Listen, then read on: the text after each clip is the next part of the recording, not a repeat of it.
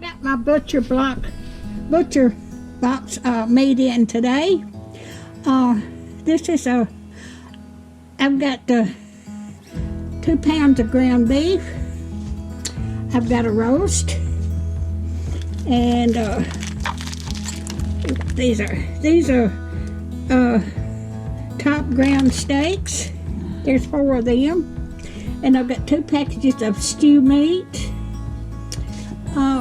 And I've got 2 flat iron steaks. So I'm going to put these in the freezer. But this is, if you would like to order, I'll leave the link down there. But I've been stocking up. So I'm going to cook some of this for supper. All right.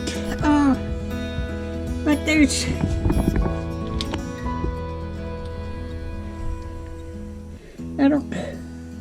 there's 2 pounds of that roast. 2 pound roast. That'd be a good meal for a big family.